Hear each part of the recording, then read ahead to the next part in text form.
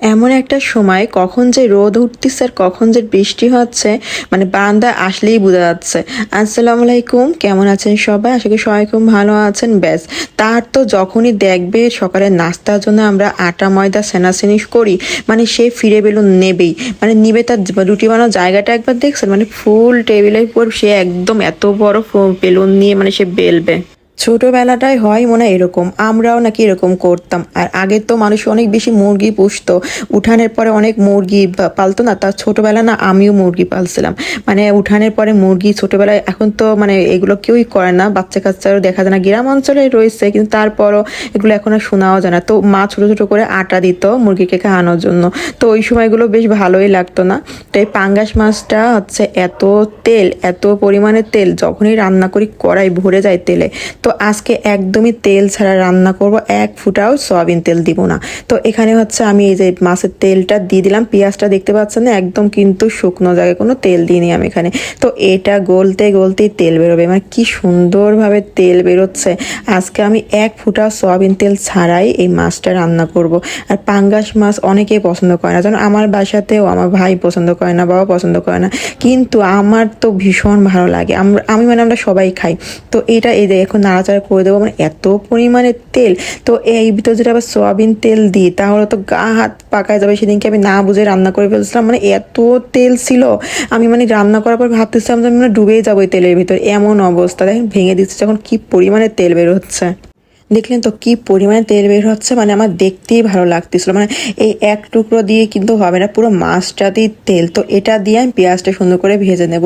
কত সুন্দর তেল বেরোলো, মানে এটা ভাবা যায়? মানে আমি বলে দিছি যখনই পাঙ্গাস মাছটা রান্না করব এক ফুটা সয়াবিন তেল কিন্তু দিব না, মানে এর তেলেই রান্না হয়ে যাবে। আর এটা বিশ্বাস করবেন না, এই তেল দিয়ে যে রান্না করে যে মাছটা খেলাম এতটাই সুস্বাদু ছিল, মানে তার ঘ্রাণটাই ছিল অন্যরকম।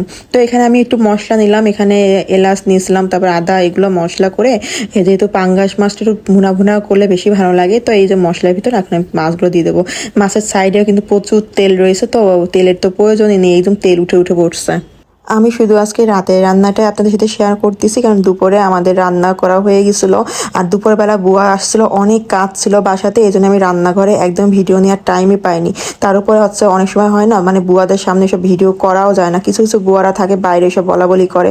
তো আমি সবসময় সেভ করেই চলি যে যাতে করে এইসব ট্রেন না পাই, কারণ সবাইকে অত বেশি বলাও যায় না যে আপনি ব্লগ করেন বা আপনি ভিডিও বানান। তো এইগুলো আবার বাইরে যে আলোচনা করে, কিছু কিছু মানুষ এমনও হিংসুটে আছে, মানে এমনও দুর্নাম করে, মানে যেগুলো কানে আসলে খুব খারাপ লাগে। তো এই দেখেন মাছ রান্নাটা কত সুন্দর হয়ে গেছে না, একদম তেল। আর আমার ছেলে তো একটু বসে পড়ছে, মানে ও একটুখানি খাবে, তো ডাল ভাত, তো ওর ডাল ভাত তো করি একটু যাতে করে ও ছেলে এমনিতেও আজকে অনেক রাতে জাগলো, কারণ হচ্ছে ওর বাবা এই যে রেডি হচ্ছে, মানে তার লাগেজ গুছাগুছি শুরু করে দিছে।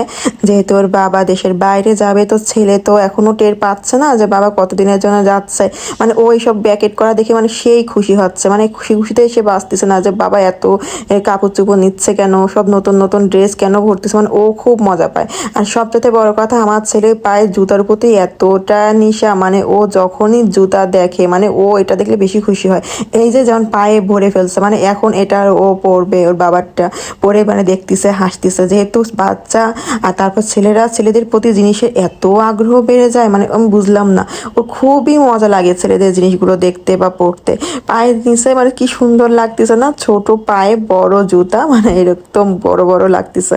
আসলে এই করতে করতে অনেক রাত হয়ে গেছে, তো বাবুকে আমি তাড়াতাড়ি নিজে ঘুম পড়ায় দিব। তো কেমন লাগলো সবাই অবশ্যই জানিয়ে দিও, আর পেজটা অবশ্যই ফলো দিতেও ভুলো না। তো সব ভালো থেকে সুস্থ থেকো, আল্লাহ হাফেজ।